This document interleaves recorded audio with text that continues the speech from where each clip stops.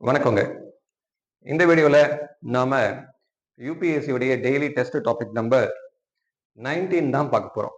இதுல first 5 prelims question and 1 mains question வந்து we are going to go through.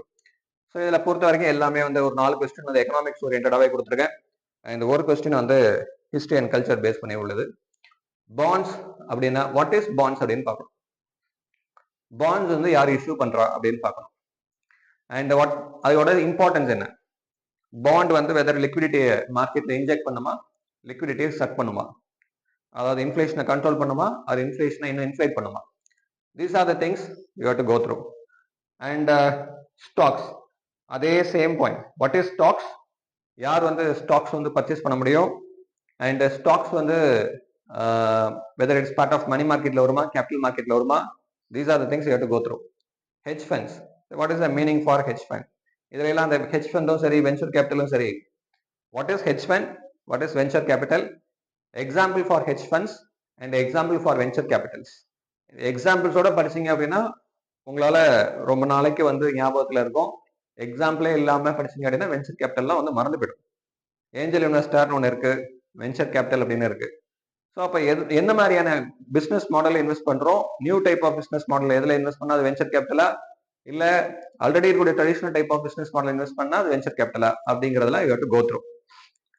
And what is the importance of venture capital? இது எல்லாத்துலயுமே importance பார்க்கணுங்க. The next one Samudragupta. Samudragupta பொறுத்த வரைக்கும் பார்க்கும்போது எந்த எம்பையர்ல வருவாரு, எந்த டைனாஸ்டி, எந்த பீரியட்ல ரூல் பண்ணார், சமுத்திரகுப்தாவுடைய வார் ஏதாச்சும் இது பண்ணி பேட்டில்ஸ்ல வின் பண்ணாங்களா, சமுத்திரகுப்தா பொறுத்த வரைக்கும் டைட்டில்ஸ் ஏதாச்சும் வின் பண்ணாங்களா, அண்ட் அதுக்கப்புறம் ஃபேமஸ் பொயட்ஸ் அவருடைய பீரியட்ல யாரும் வந்தார்களா, ஆர் ஃபேமஸ் பொயட்ஸ் யாரும் இருந்தார்களா, லிட்ரேச்சர் அவரை பத்தி சொல்லக்கூடிய லிட்ரேச்சர் ஆர் பில்லர் இன்ஸ்கிரிப்ஷன்ஸ், இதை பத்தியான விஷயங்கள் தான் இந்த இதில் நீங்க பார்க்கணும். அதுக்கடுத்தது மெயின்ஸ் கொஸ்டின் டே நம்பர் 19ல how does excess liquidity in the economy lead to general inflation? Which policy, monetary or fiscal policy is more effective to control it? So இது வந்து ஒரு 10 மார்க் கொஸ்டின் வச்சுக்கோங்க. இதுக்கு மார்க் செக்ரிகேஷன் எப்படி இருக்கும் அப்படின்னா, how does excess liquidity in the economy leads to general inflation? இதுக்கு you have to 10 mark question அப்படின்னா 5 points you have to write.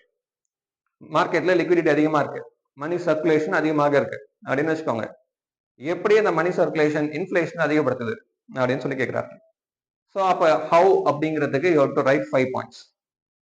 Then which policy, monetary or fiscal policy is more effective to control it? எது வந்து monetary பாலிசியா fiscal policy எது வந்து மோர் எஃபெக்டிவா இருக்கும் அப்படிங்கிறது. இதெல்லாம் you have to take a stand. So either monetary பாலிசின்னு சொல்லலாம், இல்ல ஃபிஸ்கல் பாலிசின்னு சொல்லலாம், இல்ல போத் அப்படின்னு சொல்லி you can write the answer, right? So அப்போ ஃபிஸ்கல் பாலிசிக்கான இன்ஸ்ட்ருமெண்ட்ஸ் என்னென்னலாம் இருக்கு, மானிட்டரி தட் இஸ் மானிட்டரி பாலிசிக்கான இன்ஸ்ட்ருமெண்ட்ஸ் என்னென்னலாம் இருக்கு, என்னென்ன இன்ஸ்ட்ருமெண்ட்ஸ் பேஸ் பண்ணி நம்மளால இன்ஃபிளேஷன் கண்ட்ரோல் பண்ண முடியும் அப்படிங்கிறத நீங்க இந்த விஷயங்கள்ல இதெல்லாம் பார்க்கணும், ரைட்? ஸோ இதுதான் வந்து நம்மளுடைய மெயின்ஸ் கொஸ்டின்ல டே நம்பர் 19ல உள்ளது. அண்ட் டே நம்பர் 20 டாபிக்ஸோட நாளைக்கு நம்ம பார்ப்போம். தேங்க்யூ.